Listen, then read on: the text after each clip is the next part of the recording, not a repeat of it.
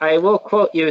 I quoted you a lot in that revisionism thing. So if it gets published, we'll have a little dialogue, I guess. Yeah, no, thank you. No, and I think you're absolutely right. It was very helpful what you said too. You know, it's always comments always helpful to draw attention to something. If when you're in the bath, as it were, you can't, you know, see beyond the edge sometimes. Of course, yeah. Especially, you know, these abstract things. Like revisionism is really tricky. It's really very tricky. You know, even trying to create a typology of it, I was pulling my hair out. Because it's like, how do you classify all of these different little outliers? But I think I managed something, so I'll be happy to share it with you once it's published.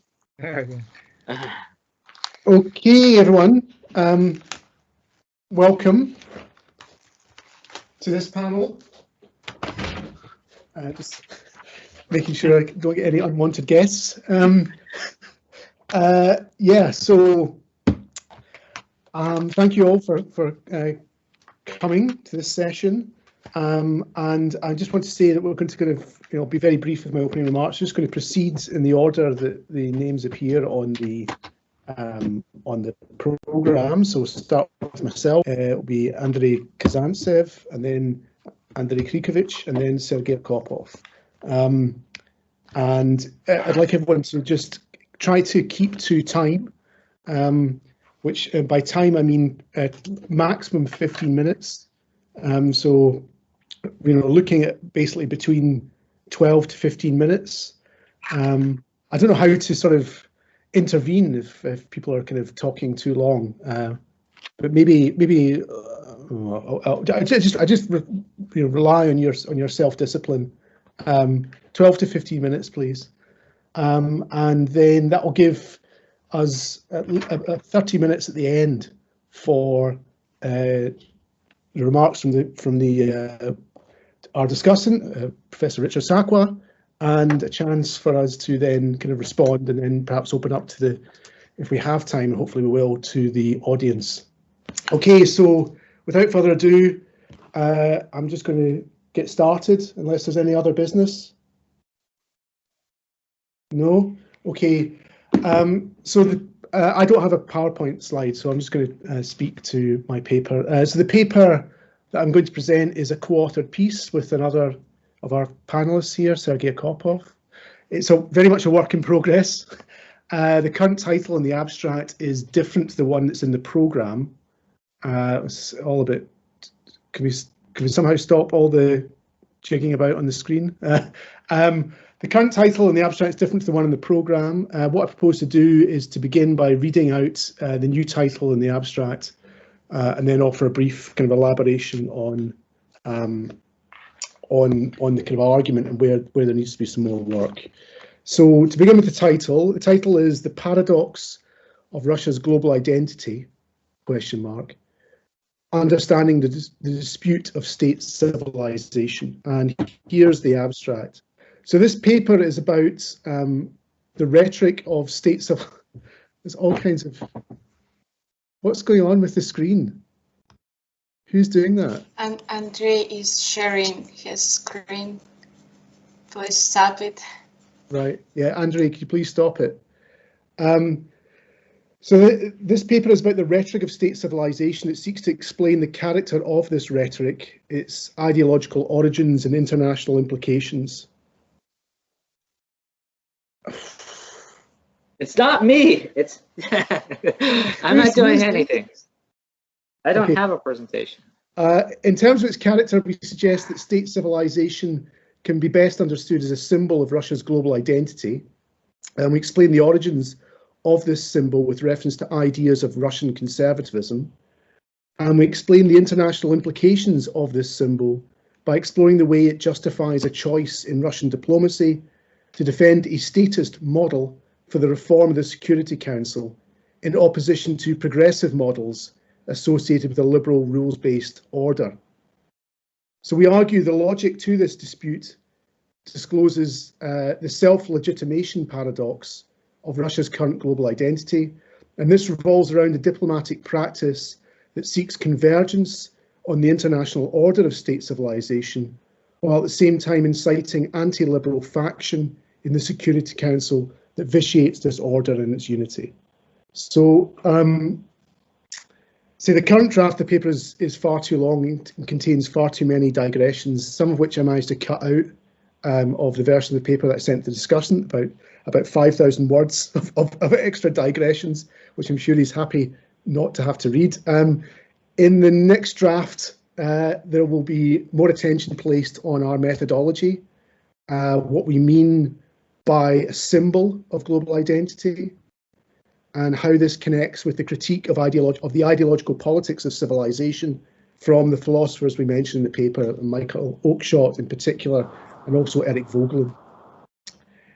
The strength of this paper, as it is, I believe, lies in its empirics, in its rhetorical analysis of state civilization. So there are two main empirical sections of the paper. The first of these identifies the ideological origins and the vision behind this symbol. The second examines its implications for justifying an ideological disagreement between Russia and its fellow members of the Security Council. So we argue that state civilization is a symbol of a new movement of Russian conservatism. We trace the origins of this symbol to the writings of Mikhail Remezov, who is a prominent figure in this new movement. He runs his own think tank here in Moscow. And we seek to kind of draw out the parallels between Remezov's vision of state civilization and the one articulated by Vladimir Putin, initially on the campaign trail for his third term as president. So over a period of around 2 years, Putin made a series of speeches and put his name to newspaper articles that placed state civilization at the centre of the mandate of his new government. But it was only in the winter of 2013 when this ideological rhetoric of civilization became an aspect of Russian diplomacy. This is the moment when President Putin announced the momentous choice of his new government to defend what he called the spiritual and moral foundations of world order, and to do so through the reform of the United Nations Security Council. And that's the next part of the paper.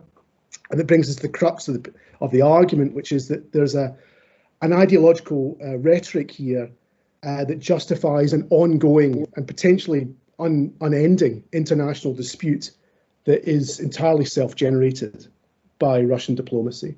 So from 2013 until the present day, this rhetoric has expressed itself through a paradoxical commitment to both defend and resist the reform of the Security Council. So these are the poles of the dispute that we try to illuminate in the paper. And what I feel we need to do in the next draft really is clarify what's actually been disputed here and why this dispute feeds into the self-legitimation of Russia's global identity. So the key to understanding this is really examining the tension within Russia's proposal for UN reform that focuses explicitly on the Security Council. So this disagreement, this tension plays out between an anti-interventionist defence of unity that looks to restore and that looks to block efforts to reform that deviate from what are presumed to be, from this ideological perspective, the foundations of world order. Now, when looking at this rhetoric, I'm struck by the parallels with the logic of fundamentalist religious discourse, where the claim is about needing to go back to the original founding texts and doctrines in order to purify the faith. Right? So the tremendous pathos to this rhetoric is it's still very much a modernising, one that looks to reform a religious community according to an ideal image of it. So substitute the word religion in that sentence for international. I think the same basic logic and pathos applies in the case of Russia's attempts to reform the Security Council. So the anti-interventionist defence of unity makes appeal to the origins of the Security Council and its collective responsibility for defending civilization. This is all important for legitimating Russia's global identity as a founding member of the Security Council and the UN system, and a responsible global power who's played an indispensable role in defeating Nazism. This rhetoric then, seeks to establish an agreement on what Putin called the timeless principles of international law. Now, this rhetoric is initially justified with reference to what Putin called in 2013 the Syrian precedent. And what he meant by this is a decision by the permanent members of the Security Council not to authorise military intervention in Syria. This decision not to intervene is seen as a morally responsible decision, and one that's restored unity among the Security Council members after the grave error of the Libyan intervention in 2011. So, while this rhetoric claims to restore and support unity, a second and parallel argument has been presented since 2013 that contradicts this goal. And this revolves around concerns about changes associated with what Putin called the progressive models imposed by Western actors, and Sergei Lavrov has suggested more recently is about an advocacy of illegitimate rules for making decisions in global governance that are not based in international law, but instead are based in liberal, so-called, liberal in scare quotes, liberal so-called universal values that ignore the existence of alternative models and alternative values in global governance. Now, what is implied in this critique, we argue, is the defence of the model of state civilization and the traditional values associated with it, which have been advocated by the Russian government since the beginning of Putin's third term as president.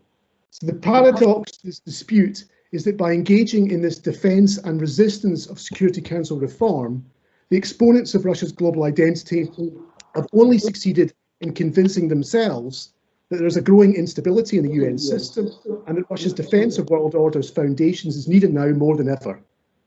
And this is the vicious cycle that we argue Russian diplomacy has become wrapped up in since 2013. Our goal with this paper is not to refute this diplomatic practice, but rather to explain its ideological origins and the paradox to its self-legitimation of Russia's global identity in the 21st century. Thank you for your attention. And with that, I'll now pass over to Andrei Kazantsev for our second speech. I will try to open my presentation. I do not know. Is it working? Yes. Sure. Okay. So I will try to move to more particular subject, which is different in perspective between Russia and Central Asian states about future development of this region. So here we can see actual practicalities of Eurasianism, how it works and which problems it has. As for specificity of my paper, it was prepared for the special issue of Journal of Eurasian Studies. Richard Sakwa and Andrei Krikovich edited this. Richard, sorry about the next project. I have my hand broken, so I will try my best also here. But as for the next paper, for a couple of weeks I'm out, completely out. So, okay, let's return to Central Asian states. So they're usually considered as passive elements rather than active agents of integration in Greater Eurasia. And so my project, my paper, its aim was to study the role of these states as active agents trying to shape integration processes according to their own interests and perspectives. Along with Russia's traditional influence, China is a very important actor in the region. So it goes back to the Shanghai Five that was established in 1996. In 2001, with the accession of Uzbekistan to Shanghai Five, it was transformed into the Shanghai Cooperation Organization. Russia continues to have a serious influence on Central Asia via the Eurasian Economic Integration Project. Now Kazakhstan and Kyrgyzstan are members of this organization, while Uzbekistan and Tajikistan potential membership is being discussed. And also Russia influences the region via the CSTO, which is military and political organization. The latter, in addition to Russia, includes such Central Asian states as Kazakhstan, Kyrgyzstan, and Tajikistan. Uzbekistan twice joined the CSTO and withdrew from membership. China's Belt and Road Initiative and China's overall economic influence has become one of the crucial factors shaping the development of Central Asian states. And it is important that Russian President Vladimir Putin and Chinese President Xi Jinping enshrined this situation in an agreement connecting these two projects in May 2015. There also was the joint statement on cooperation on the construction of joint Eurasian Economic Union and the Silk Road projects of 2015. Certain elements of Russia-China cooperation in Central Asia were also outlined in the EU-China Agreement on Trade and Economic Cooperation of 2018. So you see that now Russia and China seem to be dominant actors in the region. And it is impossible that for a long time Russia and this CSTO played the decisive role as the security guarantors in Central Asia. However, recently China has become gradually coming to play an important security role. This development is most clearly manifested in the creation of a mechanism of consultations to jointly combat terrorism and extremism. It was established by China, Tajikistan, Afghanistan, and Pakistan in summer 2016 in Urumqi. Some prominent Russian international relations experts view the growing interaction between Russia and China and between the integration projects that they support as the emergence of Greater Eurasia. We can mention Karaganov and others.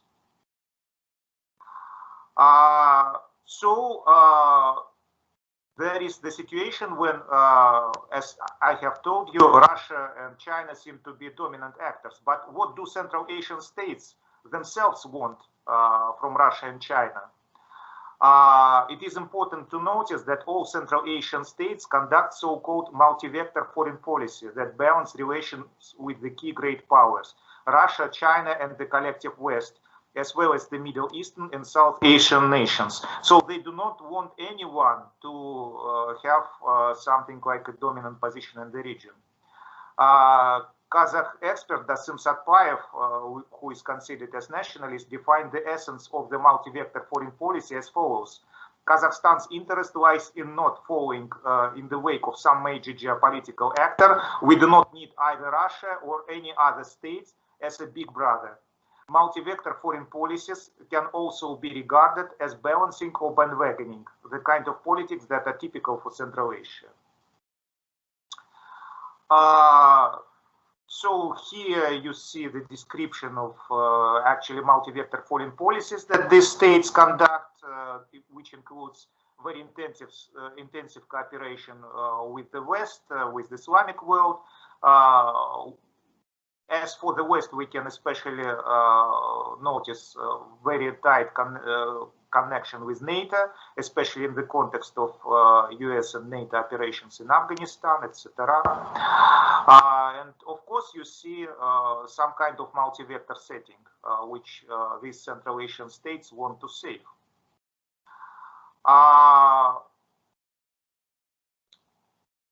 Actually, there was very good metaphor which was invented by Asian Development Bank that likened different organization and institutional establishments, institutional structures established in Central Asia.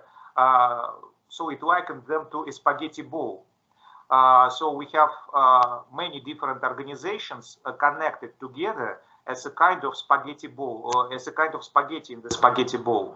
And within this specific international situation, Central Asian actors want to maximize their position vis-a-vis China and especially vis-a-vis Russia. So actually, I will list very shortly, because the time is coming to the end, some issues in relations between Russia and Central Asian nations.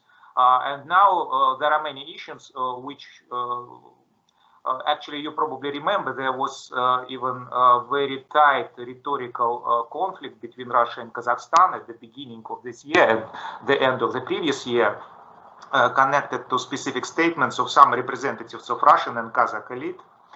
I would not discuss this in detail. However, I would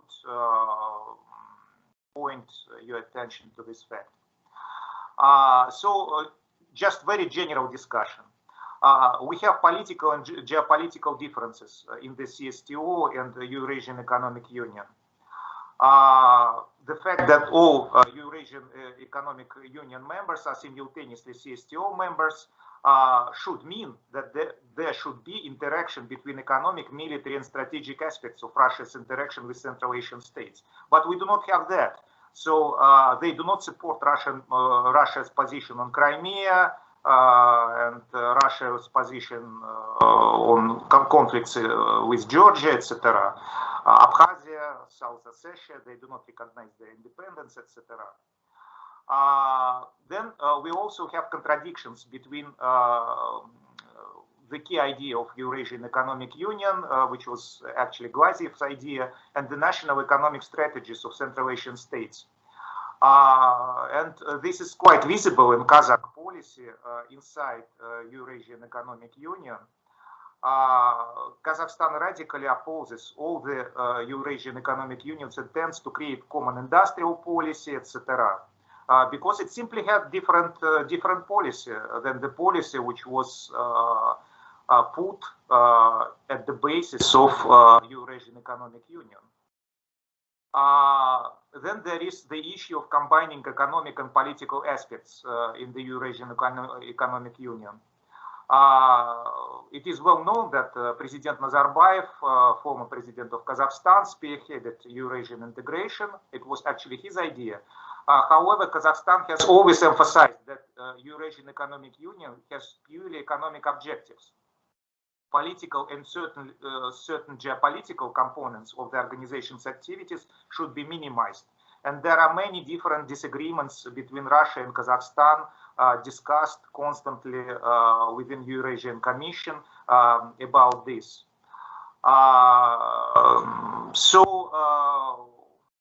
Probably the most important economic issue, the sanctions and the ruble's devaluation and the negative economic effect on the increasing Russia-West confrontation.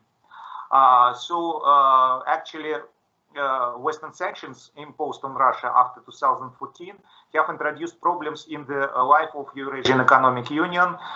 They have a negative effect on the economic development of all of Russia's partners, including Kazakhstan. And of course, Kazakhstan complains about that within Eurasian Economic Union and outside of it. And I will finish with conclusion and scenarios. All the disagreements that I have described do not mean that Russia is completely ignoring interests of Central Asian states. Russia from time to time accommodates towards her partners in Eurasian Economic Union. Also, if we go to the situation within CSTO, after a long period of Russian representative leading this organization, there was installed a sequential regime, and the representatives of all member states are now able to become General Secretary of CSTO. Before that, there was a constant presidency of Bardyuzhev, representative of Russia. As for scenarios, actually, there are three scenarios of development of situation in the region from the point of view of dynamic of combined Russian and Chinese influence. Scenario number one, Russia and China continue their rapprochement and manage to solve the majority of the listed problems in dialogue with the nations of the region.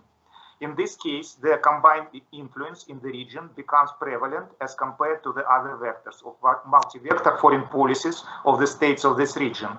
Scenario two, Russia and China, while they continue their rapprochement, do not solve the issues with Central Asian states.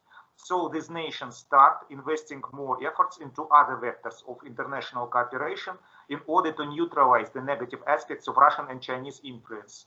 Scenario three, discord between Russia and China grows. In this case, Central Asian nations would continue their multi-vector foreign policy using the disagreements between Russia and China as a factor neutralizing negative for them aspects of the influence of Beijing and Moscow. So this was actually outline of my presentation. Thank you. And with this, I finish. Thank you very much, Andrei. So we're now moving on to my colleague, Andrei. Thank you, Ian. Yes, so my paper is titled Greater Eurasia as a Third Way Alternative to Western-Led Liberal Globalization. So this is part of a book project I'm very happy to have been invited to participate in, organized by Hiro Katsumata of Tohoku University in Japan. And the book is about non-Western states and how they've responded to this kind of backlash against globalization and against liberalism within the West. So, you know, the backlash represented by Trump, Brexit, the rise of right-wing parties that are anti-globalist, etc., and this turn away from liberal globalization. So they conceptualize it as kind of, there are three responses. The first one is to bandwagon with this backlash that's happening within the West, and that would be Brazil is the example that we have in the book. The second one is to resist it and to kind of go against it, and that Japan is, there's a chapter on Japan that talks about the ways that Japan has done it to continue to support the liberal globalization order. And the third is a third way alternative, which kind of looks to construct a different kind of order. So I was tasked with writing the Russia chapter. And initially, I think the conventional wisdom, though I don't think anybody here would agree with it, is that Russia is a bandwagoner of this anti-liberal globalization. If not a bandwagoner, it's actually kind of a fire starter or a precipitator of this, if one would believe the claims of people like Michael McFaul. And I argue, of course, that this is not true, that what Russia really is doing is another form of third way, and that third way that Russia is doing, Russia and China is the other example in the book of the third way. What Russia is doing as a third way kind of order is not necessarily illiberal, right? It diverges from Western forms of liberalism, but it's not illiberal. In some ways, it's a kind of traditional conservative notion of liberalism. So also the framework of backlash doesn't really apply as much to Russia because the turn towards this kind of third way happens much sooner in Russia than Brexit or all of these manifestations of backlash, right? So, initially Russia very much wants to participate, become integrated into liberal order and globalization. That first post-Soviet period, it even is focused on transforming itself into a well-ordered liberal state. Of course, that doesn't work out so well. So Russia does shift more towards this emphasis on regional integration, on Eurasian integration, but even that is part of a larger strategy of integrating into that larger process of liberal globalization. It's seen as kind of a vehicle for integration through, having a stronger position, right? So you integrate from a position of strength because you've also kind of integrated yourself with the countries around you. So you have more to offer, your bargaining position is better, and you are given a better position. Of course, even the second option fails, and the watershed moment here is the Ukraine crisis. Now, a big driver for me, those that know my work, is status. I argue that, status concerns are very important in both of these episodes and also in the third episode, which is kind of Greater Eurasian. But I'll talk a little bit about status just briefly. The reason why the first option of integrating into the West through transformation doesn't work is because Russia can't integrate into a status position that is consistent with its status aspirations. The reason why the second option doesn't work is because Europe isn't receptive to Eurasian integration, and because, of course, Eurasian integration runs up against this very big stumbling block in Ukraine and the Ukraine crisis. So, Ukraine is out of the picture. Eurasian integration, at least in a narrow form, it becomes much less, it adds much less economic, political, and status weight to you, right? For Eurasian integration. Also, partly as Andre mentioned, right, trying to integrate all of these other states is very difficult. Other great powers are also penetrating the region. These states are all practicing very successfully these multi-vector foreign policies. So, you know, you don't even really dominate them, and you don't get all that much status from them. So the shift is towards Greater Eurasia. The reason why Greater Eurasia gives more status, it's a much more attractive status project for Russia, is because it associates Russia with these much more dynamic rising powers such as China, right? Greater Eurasia is supposed to happen in cooperation with China, through integration economic with China, and also even some of the other bigger powers, which is sometimes sort of unclear. India is included, Pakistan, Iran, sometimes even Middle East is included. This definition of Greater Eurasia becomes kind of amorphic. I argue in the paper, well, I mean, the paper is still kind of in progress, right? I only have an outline that I gave our good discussant, Richard. I argue that this is not necessarily an illiberal project as it's often perceived. There is a certain kind of Macandarian logic, right? Kind of bringing together Eurasia, the Eurasian landmass, an area that is traditionally been on the periphery of the world economy and making it much more at the center of the world economy, ending the kind of economic dominance of the West, which is kind of on the outer rim, right? So there's this geopolitical logic to it. But in terms of the content of it, it is to a certain degree consistent with liberalism, but not this Western notion of liberalism, this revolutionary radical liberalism that Richard has talked about, that he talked about in our last panel, for those that were also in the last panel. It's a much more traditional form of liberalism, and I would, you know, let's compare it to what liberalism looked like even in the West in the 19th century. So there's economic liberalism here, an emphasis on markets, private property, liberalizing obstacles to trade, all of those things that's working here. But not a willingness first to embrace all of the elements of political liberalism. So, you know, liberalism and democracy have often had a contentious relationship. Liberals have, you know, been afraid that democracy would demolish these rights of property and make capitalism work. So they have done stuff like restrict suffrage, gerrymandering in England, and all of these other tactics that we now associate with Russia and managed democracy. So there's nothing new about this sort of tension, right? In a more traditional liberal position, maybe isn't inconsistent with managed democracy.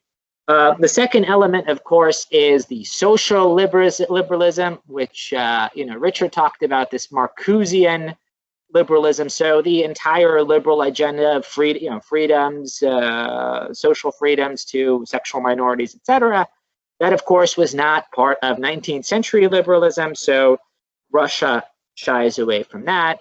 And then the third element, this liberal internationalism. So spreading, this need to spread liberal governance, democracy abroad is not a part of the Russian vision of liberalism.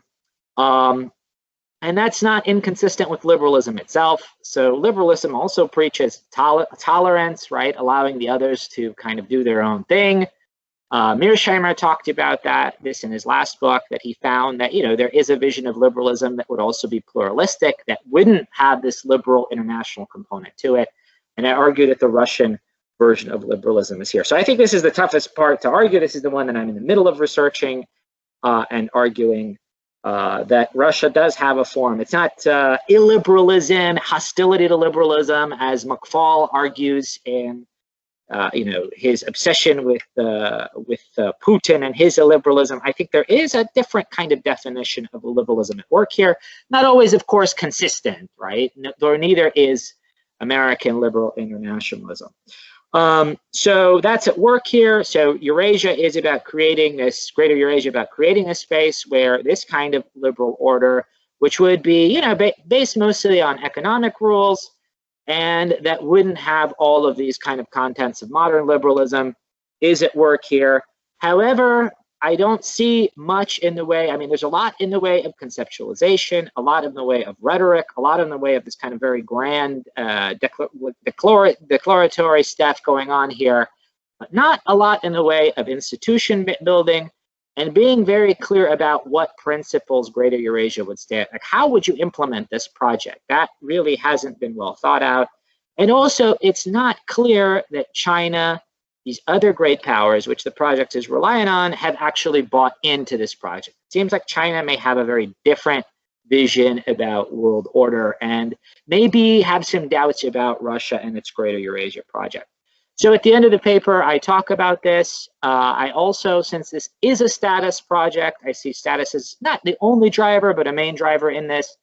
If this continues to be kind of amorphous, the other big power is unresponsive, Russia will also gravitate maybe to a new kind of status project, which it seems like it's already being articulated, Russia as kind of the guarantor of non-alignment in an emerging bipolar order, which would be kind of Russia as more of a free agent, Russia playing this role, shift away from Greater Eurasia, Russia as kind of the one power that can help states not have to choose a side in this and maintain their sovereignty and autonomy.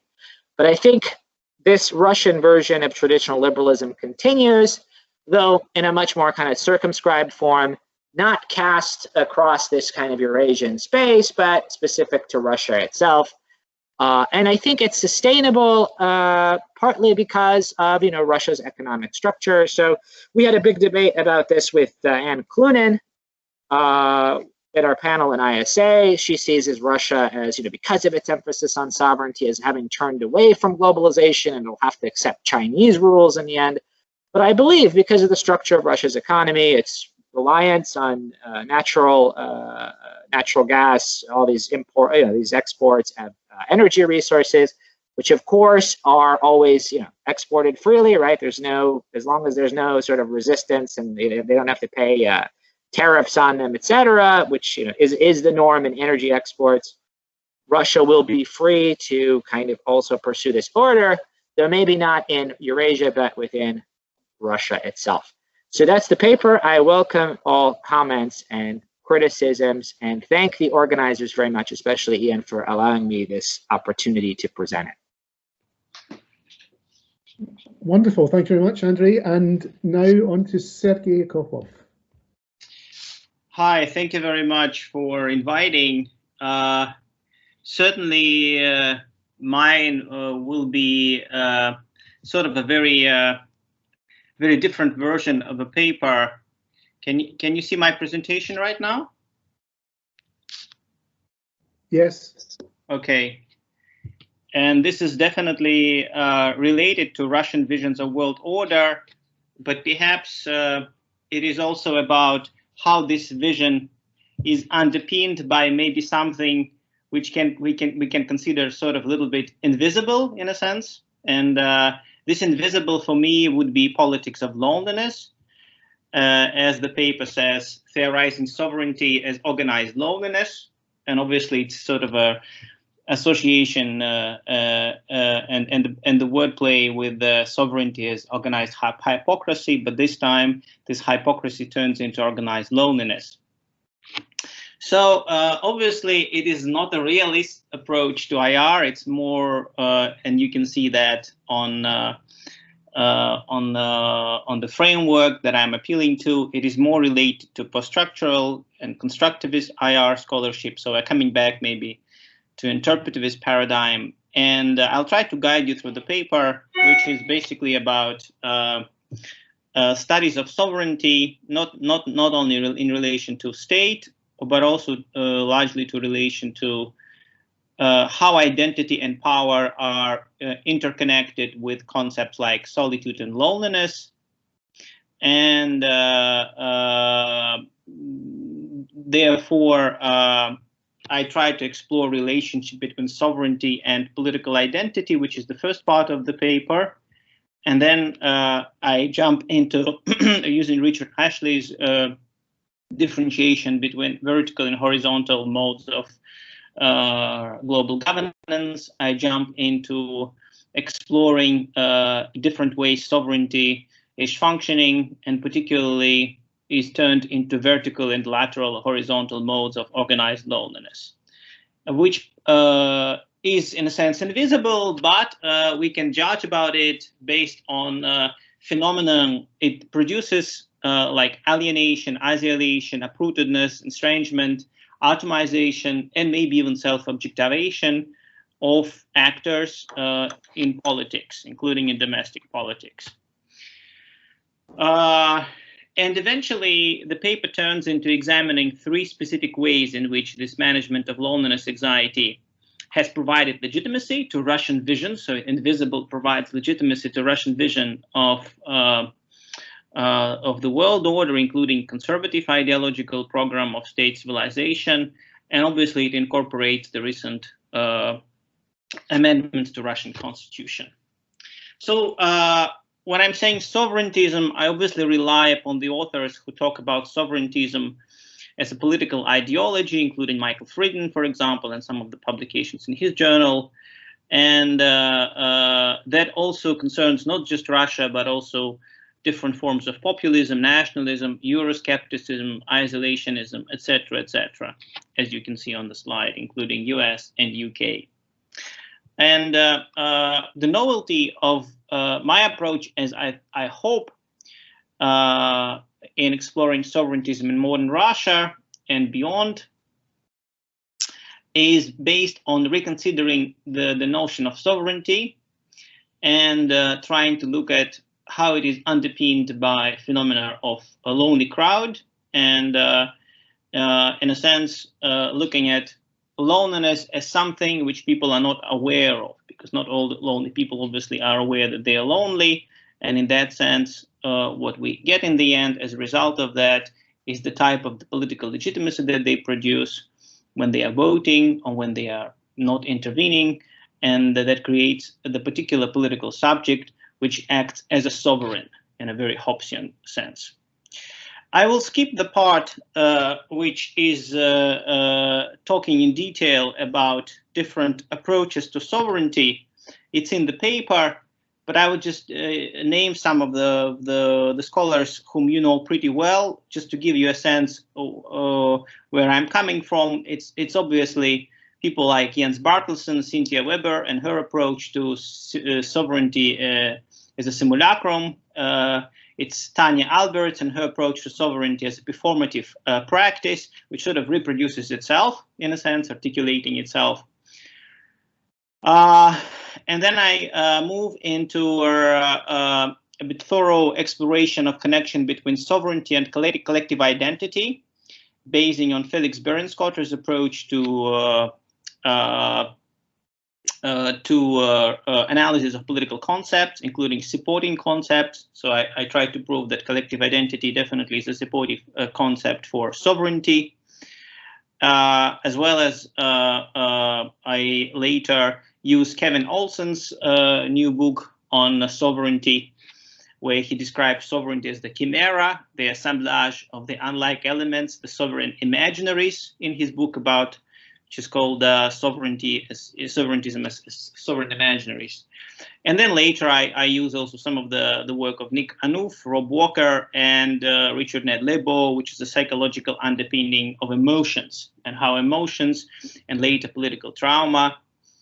In this paper, I do not explore ontological security much, but I do it in other paper, underpins the phenomena of sovereigntism. And then I draw connection through collective identity between sovereignty and loneliness, because loneliness is obviously the negative, the other side of identity politics. And here I come back to my presentation, and I would like to remind you about some more evident examples, since Richard talked about United Kingdom and what happens there. Well, as we know, another thing that happens in UK is the new post, the Minister for Loneliness, which was introduced in 2017. And this is an interesting example of how awareness of loneliness as a problem becomes an impulse for political action, but definitely not yet in Russia. And why is it a problem? Well, that is because there is a distinction between negative and positive loneliness, or actually loneliness is negative and positive is something like a solitude. Here I draw from a large body of psychological literature, including loneliness in philosophy, psychology, and literature written by Ben Nijiskovich, who actually is an active participant of this loneliness annual conferences, which actually are taking place, as I found out, in the world right now. And also I'm quoting from Gordon Byron, who believes that when we are in solitude, we're not lonely. Yes, we are least alone. And that's basically from my other article, which is published in Social Information, Social Science Information Journal. Another thing I base on is Richard Ashley, as I previously mentioned. This is the quote from his 1988 article, when he considers vertical model related to statism and horizontal related to more transnational connections, when the world consists of a broad area of actors, each sovereign presence of its own. And that allows me to come up with Ian, how much time do I have left, if it's not a secret? 5 minutes. Wonderful. So, as you probably know, so the word sovereignty or sovereign has been mentioned empirically in address of Russian president to the federal parliament 62 times, including 5 times last year. We still don't know what will be this year, presumably in April, but I would not be surprised if we come across more sovereigntism, given that the sovereignty became one of the important amendments in the Russian constitution. And in fact, even though Ian didn't talk about that, but I do believe that sovereigntism is an important part of this state civilization Russian program. It's an important dimension of the project of Russian state civilization. So in the paper, I closely explore all these cases and metaphors of sovereigntism and try to show that performatively talking about sovereignty means something more than just talking about sovereignty, but actually means about identity, talking about identity, and using performatively, using it as a sort of a discursive practice, to use Michel Foucault's concept of governmentality, to actually hook up and address the emotions, including nostalgia, as you can see here, collective memory, identity crisis, and need for belonging and sacrifice, which are sitting at the very bottom of this sort of model. Obviously, it's not the only 3, but it's just an illustration of how that can happen when you actually can start talking about sovereignty, end up talking about historical uniqueness of Russia and Russian civilization, and then finish with talking about collective memory and nostalgia. The same happens when you talk about national pride, honor, or status, for that matter. To use Andrei Krikovich, the status obviously is a metaphor as well, and because how do you measure this? And greatness, yes, and then finish with an attempt to eliminate fear of losing identity and self-esteem, or increase self-esteem for that matter, as well as important role is played by Russian Orthodox Church, which moves us into the religious dimension, which we will not cover today, but actually tomorrow at Institute of Philosophy, I'll be talking about Nikolai Berdyaev, who is a wonderful illustration of the certain trends that existed in Russia in a similar way back in the 20th century. And the last 3 slides will be discussion. So you can see 3, in a sense, elements of identity which are related also to how you can manage loneliness, which is historical, psychological, and religious narratives. Certainly, I use the narrative concept, the same as in ontological security. And you can see basically that this historical concept,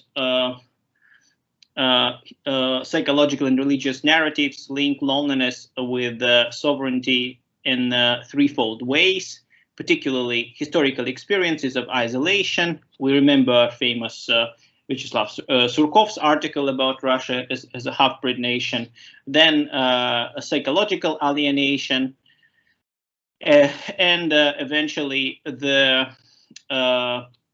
famous talk of the patriarch of Russia, who was talking about uniqueness of Russian civilization, including because of the Russian Orthodox Church, a bit echoing Russia as a third Rome concept.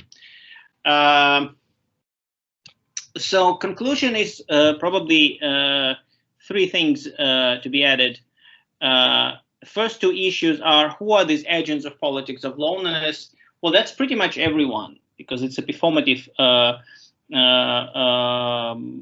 it's of performative nature, which enacts both political leaders, who many of them believe in those ideals, but also the recipients of the narratives. What can help to make such narratives of sovereignty so mobilizing and powerful? Well, that's largely can be based on emotions like collective trauma or the lost self-esteem in that sense. And what is the sort of the take-home message? Well, I would say that if vertical politics of loneliness, which is aimed at sustaining ontological security, can be very successful inside the state, it can, for that matter, be a bit dangerous for the world order, because unless it's alternated by horizontal practice of overcoming loneliness, we can end up with a significant degree of human self-objectivation, which can drive a brain drain, which we discussed, by the way, with Anne Clunan and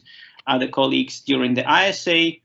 And it can lead to more interventions, which is, yes, we know from Cynthia Weber, it is the other side of sovereignty. Yes, and this can be dangerous for the common dispute of the world order. So that's where I'm finished. Thank you very much. Excellent, thank you, Sergei. And we've got lots of time for Q&A, and so I now pass over to Professor Sakwa. Thanks very much indeed. I think 4 great papers. And, you know, a great topic. I'm going to just make a few comments going through in the same order as they were delivered. So, Ian, starting with you, it's, you know, I mean, as you say, 5,000 words were, you say you didn't send it to me, and I saw you talked to that on the UN system. But first, obviously, this is an ambitious project. And what I'd like to see, I mean, obviously, this has evolved quite a lot. I mean, I also with Sergei on this paper, you know, maybe it's changed since then, but it was, you know, I was first point, need to formulate the question more clearly, the problem. What is the question to which this is the answer? Or is this simply a work of exegesis, of interpretation? I can see that from this in your comments now, there's a more clear question, but earlier it wasn't. But still, for example, you know, when you say the same, inciting the anti-liberal faction in the Security Council, you know, that needs to be, you know, questioned, problematized a little bit more first. Second, who, you know, you've got the word dispute in the title. I mean, who is disputing it? So we need a greater sense of the actors involved in this debate. I mean, you then made some more comments about that, which helped more in your comments just now, but this was from the paper. Third, does this, all of this entail a challenge? You know, you're talking about reform of the UN Security Council.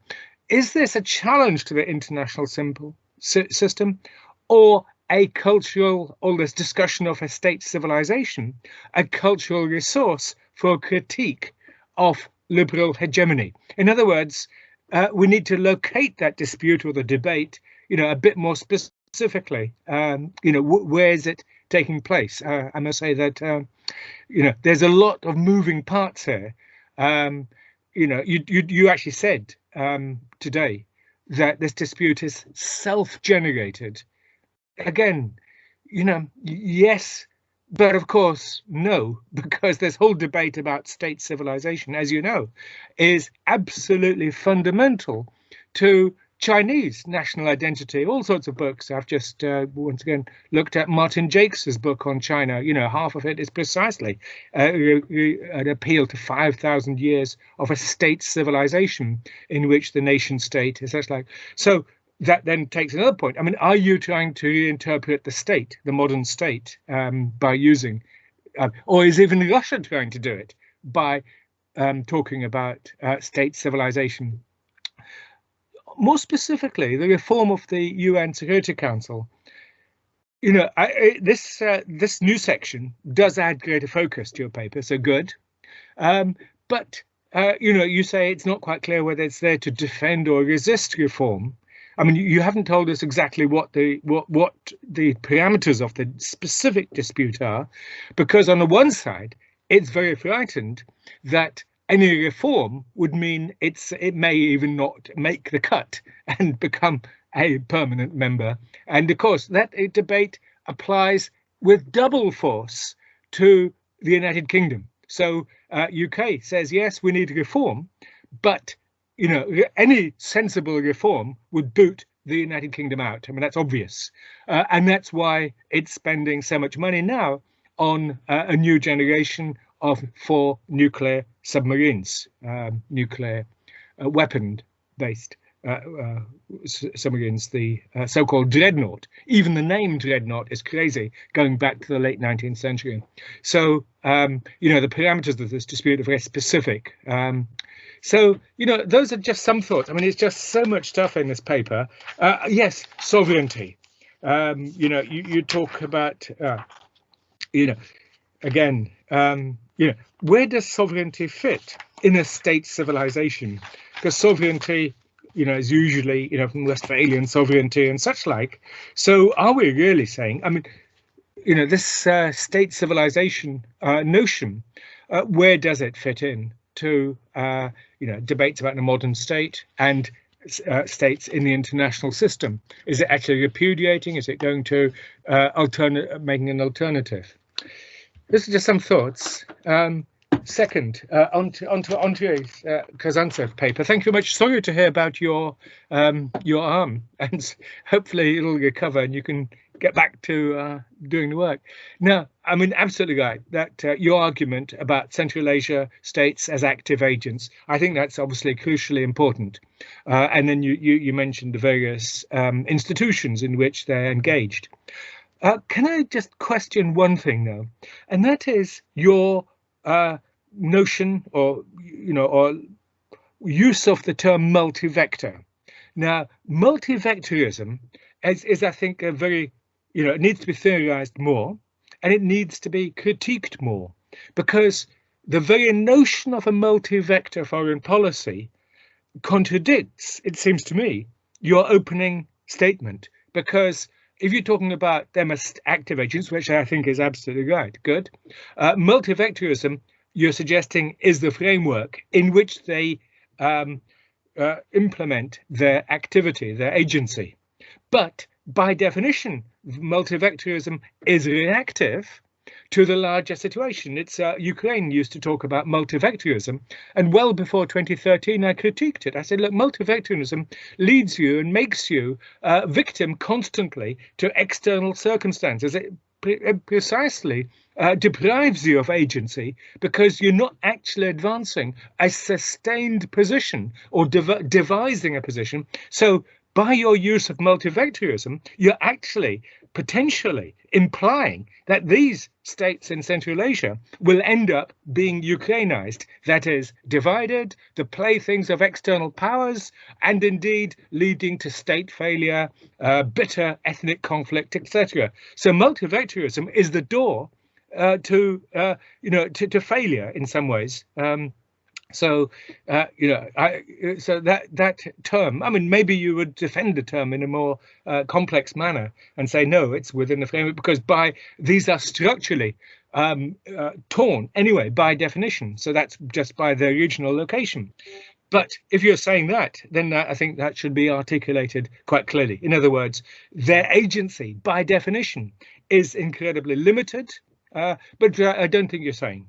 So I think this contradiction needs to be examined. You know, I imagine maybe not resolved. Not quite sure that I like the spaghetti bowl analogy, but indeed, just one other question. You know, two questions.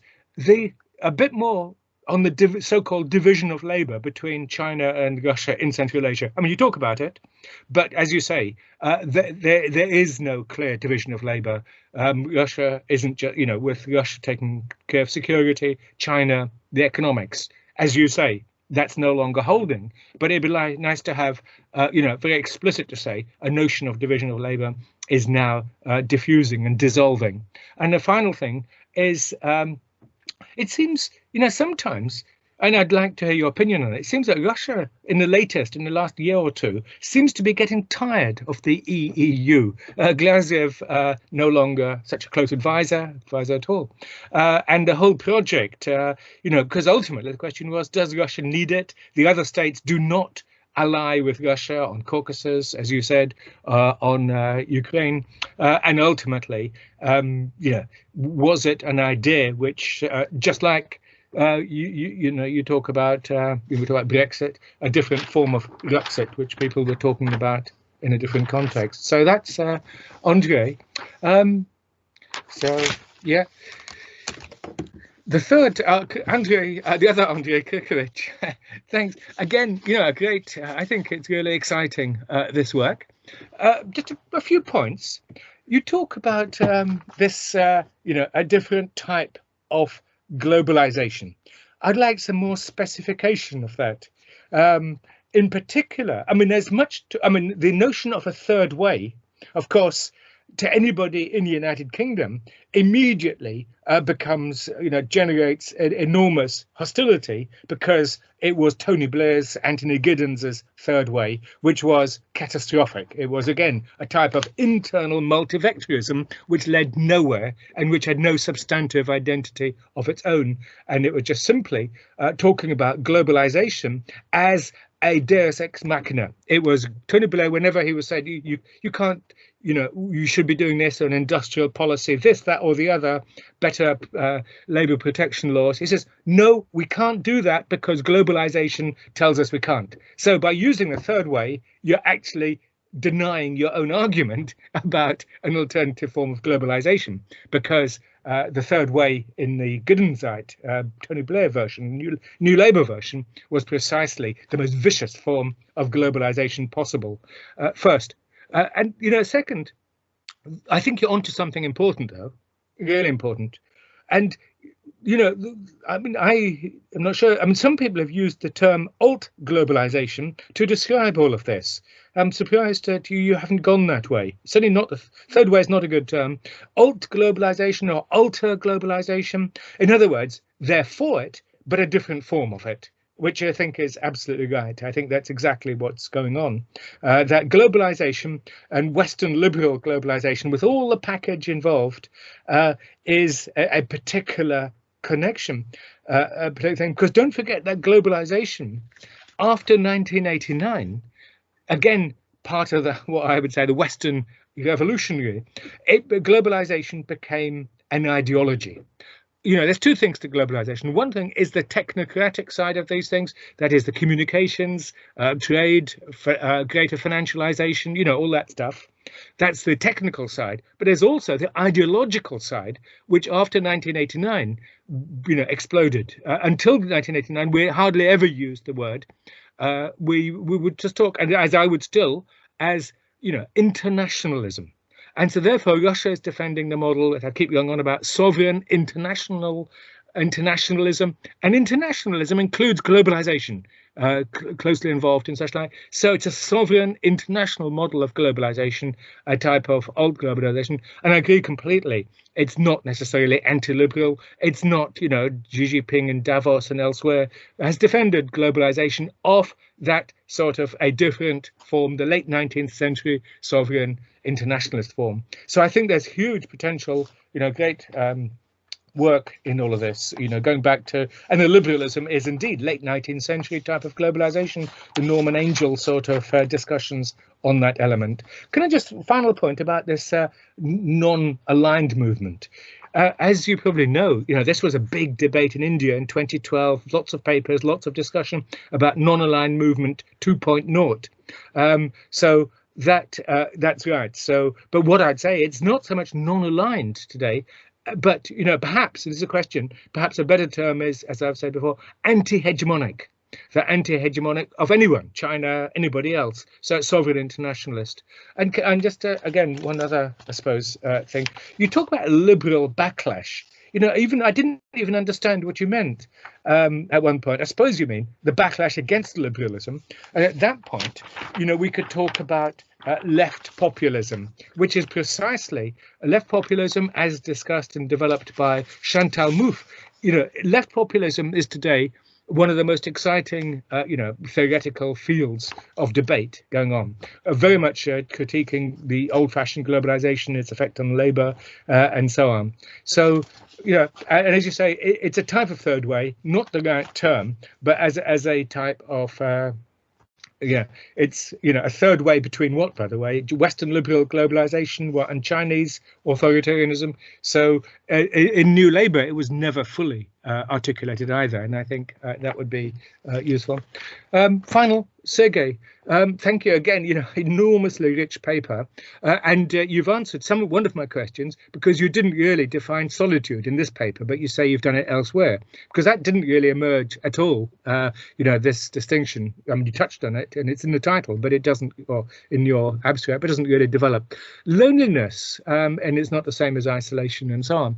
I wondered, just before I forget, why, I've got in front of me now a book by Lilia Shevtsova called Одинокая держава, which, why Russia didn't become the West, and why Russia has difficulties with the West. A book quite old now, but that is, the lonely power. And I think Dmitry Trenin has also written on this theme. So you're on to something here. Again, I just want to say that your sovereignty issues, I've just mentioned left populism, but right populism, has a lot of debates about this. For example, Thierry Baudet, Baudet, in the Netherlands, and maybe you know his work. He was, he shows the danger of a scholar going into politics. I've met Thierry. He's a great guy. Actually, I like him a lot. But he's a philosopher, a political philosopher, a bit like you. And he, really knowledgeable person. But he's now got back into Parliament with an increased cohort. It's not huge. I think about a dozen now MPs in the Dutch Parliament after the last election.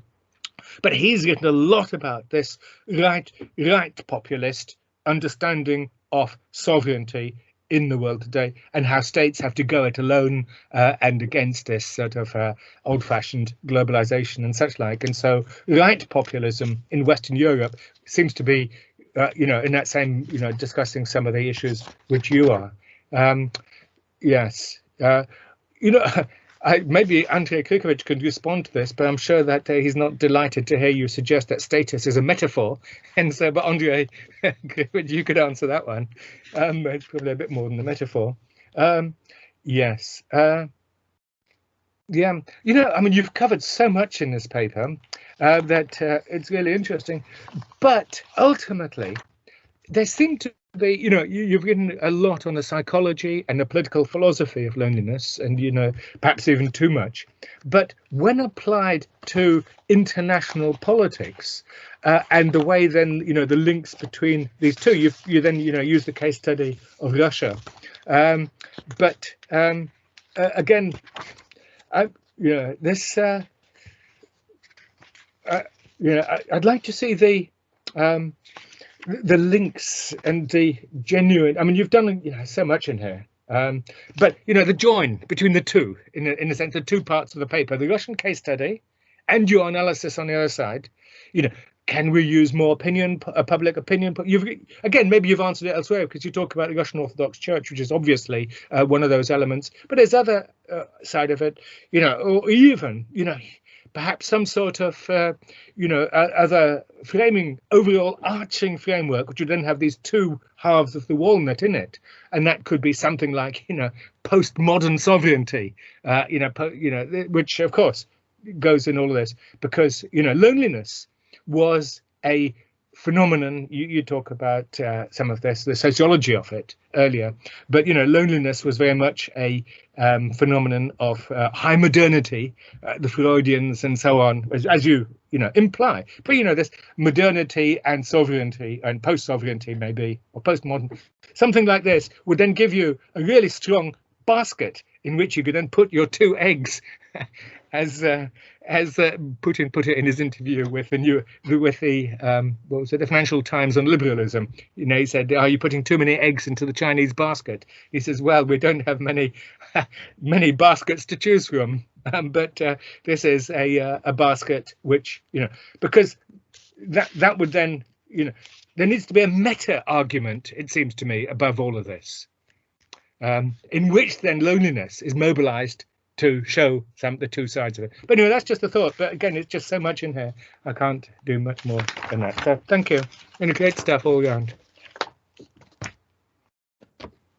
Thank you very much, Richard. Should we just take like 5 minutes each to respond to the, or maximum 5 minutes to respond to the discussant, and then open up to other questions? I definitely get a sense from your remarks that you're not a big fan of this paper, Richard, which is no. But it's not that. It's just that I couldn't make. You know, I couldn't just say, "Where are you going with it?" Yeah. Well, okay. I mean, I take your. I'll take what I think are your most important remarks there about what is the question, and what is is this really a dispute? And I think both of those comments are good and make me think again, because as I was kind of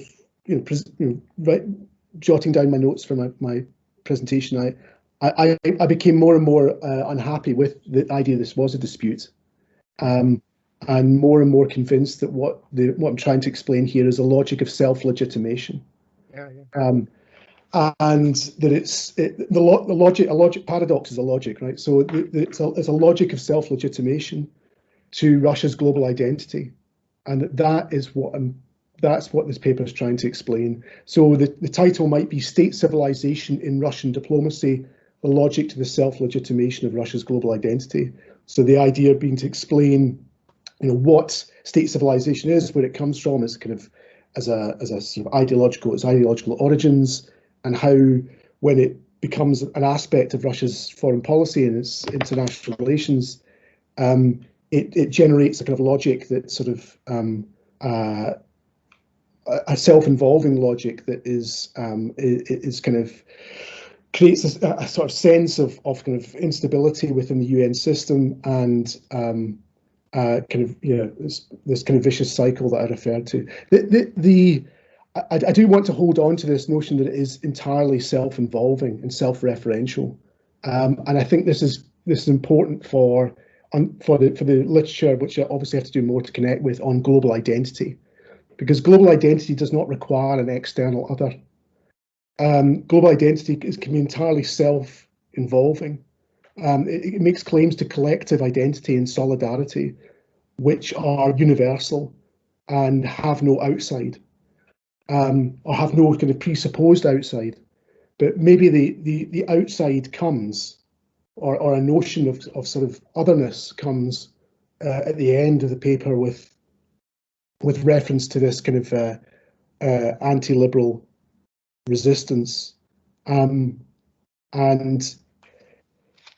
I realise I need to think a bit more about this, but the kind of the notion of so I don't really see the reference to China is not, I don't think it's relevant here, because it's entirely about a hermeneutic study of how you can explore the origins of and the dynamic to a self kind of legitimating practice, where, as I say, it's really that's why I thought the dispute was there, was because it's an argument within itself. It's the kind of the sort of the self-contradicting and self nature of paradox, is that it is this kind of argument within oneself. I mean, the claim that I'm using with reference to Michael Oakeshott is that you can understand the kind of ideological politics of identity through distinction between the self and the non-self, not between the self and the other. So it's and that's where I think it references to Ivor Newman's notion of true Europe being a kind of claim about, by asserting the notion that Russia kind of stands for true Europe, that implies that there is a false Europe, that implies kind of, but it's entirely, that distinction is something that emerges within Russian political thought. It's not something that requires any external validation. So it's just trying to explore that self-generated logic. I take your point about I do need to think a bit more about this kind of Security Council dimension. What is as I tried to sort of suggest in my comments on my presentation, the defence of the UN Security Council reform is a defence grounded in the UN Charter and grounded in a kind of what Putin calls the timeless rules of international law. Again, this kind of claim to the UN Charter is not a claim to anything that's outside, because the UN is a universal organisation. It's been described as a world union, one that has no outside. So again, there's no external other required here. It's just an appeal to sort of a foundational notion of what the UN is based on, but it's a very particular one in that it doesn't choose to look at there's various founding documents of the UN system, but it chooses to focus on the UN Charter, not, for example, the UN Declaration of Human Rights. So that is a choice, as part of the choice of that's directed by the state civilization discourse. That's part of the claim, and so what is being defended is the kind of what's understood to be the kind of international legal foundations directly related to the UN Charter that kind of provide the unity within the Security Council, provide the kind of sense of the Security Council decision making is entirely based on consensus-based logic, and it's this kind of trying to reinforce the consensus and the unity within the Security Council. I think that's the defence, and the resistance is anything that seems to challenge that consensus and that unity and the foundations within international law as reference to the UN Charter, which is this kind of progressive notion, which has definitely been intensified under the new UN Secretary General to advocate for a rules-based international order, which is which is kind of a reform that Russia is resisting for reasons that you've already outlined yourself.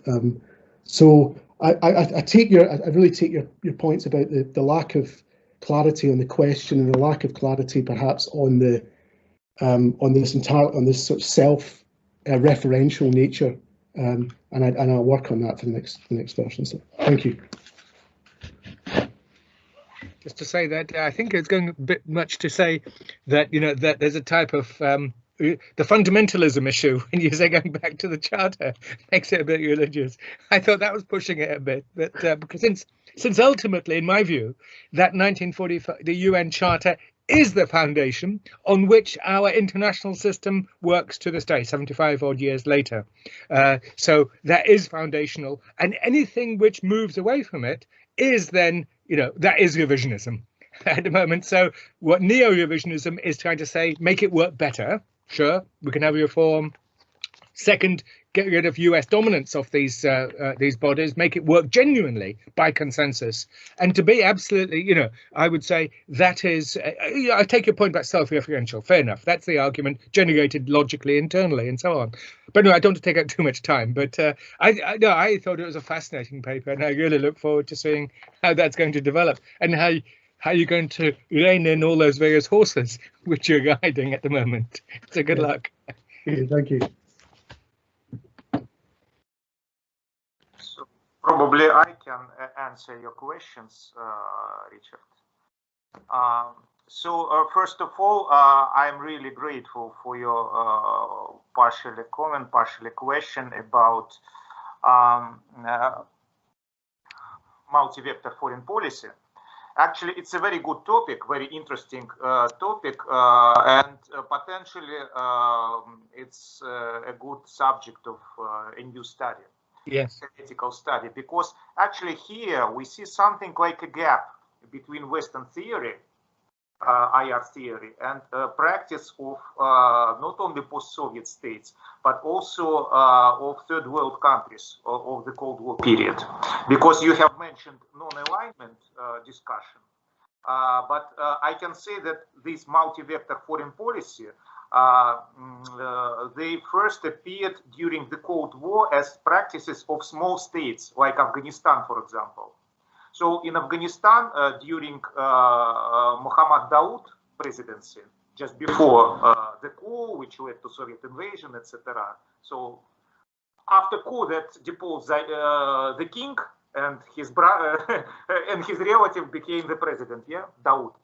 So his policy was described like this: the same, absolutely the same multi-vector principle, which you can see in Ukraine or in Kazakhstan, etc. today. So you smoke American cigarettes with Russian matches. And many third world countries, non-alignment countries, or even the countries that shifted their alignment, sometimes for Soviet Union, later to USA, etc. And we had many such examples. They practiced absolutely the same tactic. So smoking American cigarettes with Russian matches. Now we see the same type of policies in the former Soviet Union. And sometimes it's a reason of major conflicts between great powers involved in this game. But actually, sometimes great powers as Moscow, Washington, Beijing, etc., they do not understand that these are not their games. These are the games of these small powers. Yeah. So this is actually very interesting, a very interesting topic, and practically how it looks like. People usually describe it as balancing policies of Ukraine or Belarus between Russia and the West. Yeah, it is the same classical type of multi-vector foreign policy. Then we have South Caucasus, where they have more elaborate policies because they balance between Russia, the West, Iran, Turkey, etc. Then we have Central Asian nations where they balance between Russia, China, the West, Islamic world, India, etc. Japan also. So in Central Asia, it comes to the most elaborate picture of this multi-vectoralism, so to say. Unfortunately, we do not have any theory in IR scholarship which describes this. And this is potentially a very good topic because actually many crises, like crisis in Ukraine, crisis in Belarus today, crisis in South Caucasus, etc., they can be described from this point of view as the crisis of multi-vector foreign policies. As specific risks that are included into these multi-vector foreign policies, etc. And we do not have any good scholarship on that, unfortunately, today. But this is potentially very good issue, very interesting issue. We can use the theory of bandwagoning, actually, which is classical realist theories. But bandwagoning is not multi-vector foreign policy. There is something like difference. And so, I mean, I actually accept your comment that in the situation of multi-vector foreign policy, your agency is restricted, of course, which is what you meant when you told that there is contradiction. So if you are something like doing this type of balancing, you limit your choices, yeah? But also you increase your choices because you attract additional resources from all the foreign powers involved. So, for example, if you take Central Asian nations, they can receive assistance simultaneously from Russia, China, USA, etc. So they do not diminish their agency in this way, as you think, being classical European professor, they increase their potential because they attract resources from all these countries. And this was classical policy of countries like Afghanistan, some African nations, even in the period of Cold War.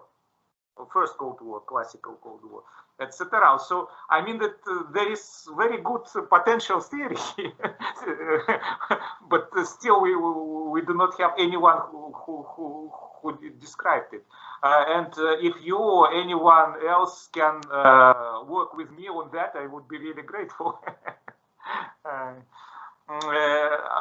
All other questions were quite practical, and I would give very short answer. Yes, there was division of labor, classical division of labor. Russia is responsible was responsible for security, China for economy. Now it is broken, and no one knows how it would work in the future. So there is a period of increased uncertainty, and some people say that this is actually a crisis of Russian-Chinese friendship in the region. Some people would say that Moscow and Beijing are not simply interested in this region today. So there are different interpretations of that. Also, the same applies to Eurasian Economic Union. So Russia. Sorry to interrupt, but we've only got 6 minutes left. I realise I've probably talked for too long as well. So that's all actually. I mean that Richard's comment about Eurasian Economic Union, that Russia looks not so much interested in it today, is also relevant. But there is also a great uncertainty there. Thank you. Okay. Okay, I shouldn't waste any time. I just want to add to the discussion of this multi-vector.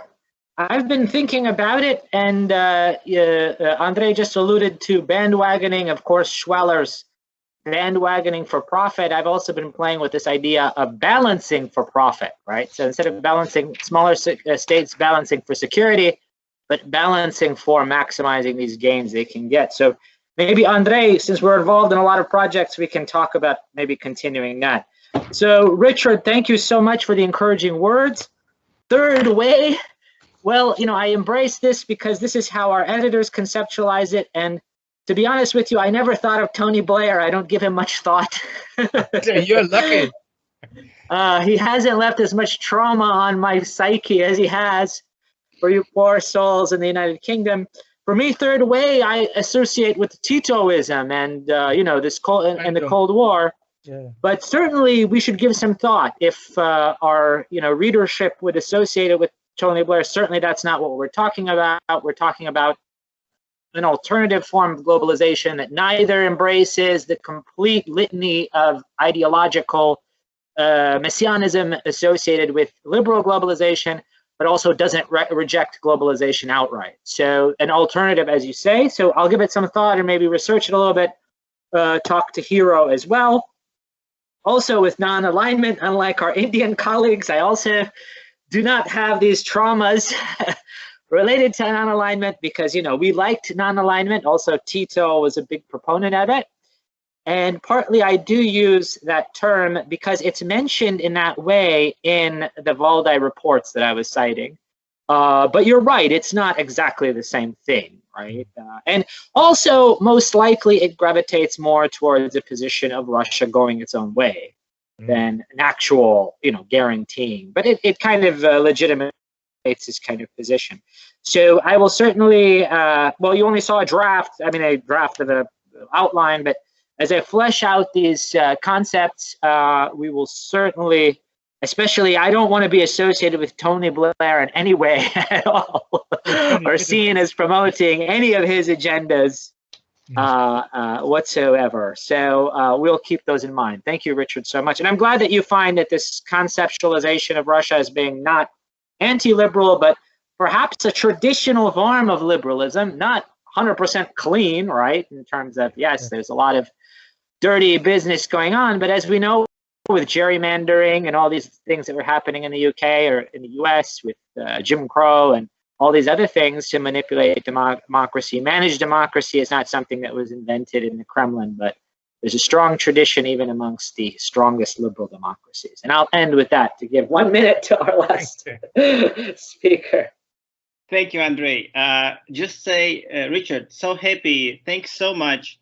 I think 20 years ago when I met you for the first time in Zelenogorsk. Oh, When yeah, it was, I couldn't have never imagined you will be commenting on my paper. So it's such an honor. So much. Three things quickly before Ian going to kick me out. First, a lot of people write about alienation, estrangement, and одиночество России, not only Lydia Shevtsova, whom actually I think I cited in another paper, but I also found this in your recent paper, which I was reading. Thank you so much for sending. I'm talking about the paper you presented at ISA. I just thought I should theorize on what is behind this term. I don't think it has been much written. Well, maybe Morgenthau wrote some about loneliness, but in any case, there was an attempt to go beneath and to dig into delve into this concept. What is estrangement, alienation? So maybe that's my new area of research. What do we mean when we talk about estrangement and alienation? Because that is a metaphor. As we understand, Russia, according to Charlotte Epstein, doesn't have a body, and it's not a personality. So it's a collective agent. In that sense, we are talking about multiple alienations and estrangements in relation to collective self or society of Russia. The second point is, I guess, what's the whole sense of writing something like this is, I guess, to apply cultural, critical international relations theory to start thinking about Russia not only as a statist agent, because in realism, and we have discussed a lot today, Russia as a state, but there is more than just Russia as a state in world politics. It's non-state actors. It's people who are alienated inside Russia, including people who Lydia Shevtsova was finishing her book about liberals. And in that sense, I think it's important not to sort of boil it down to realism debate and to what Russia does, but also who stands behind Russia.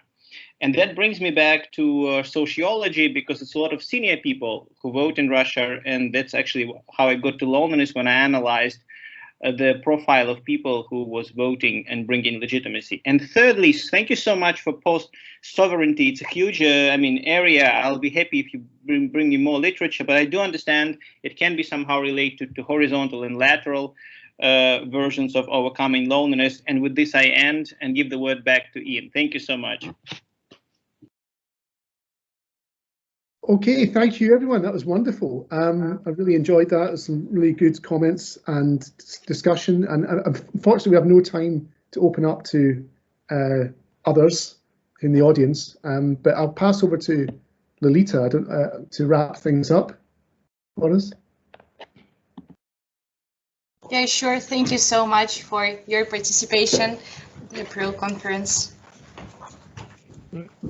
Thank you for sending the links and being so helpful. That's been really fantastic. We were a bit concerned at the weekend, so it was lovely to see that email arrive with a link. Thank you for your participation in our conference. Okay. Bye, everyone. Bye-bye. Have a good day. See you soon, I hope.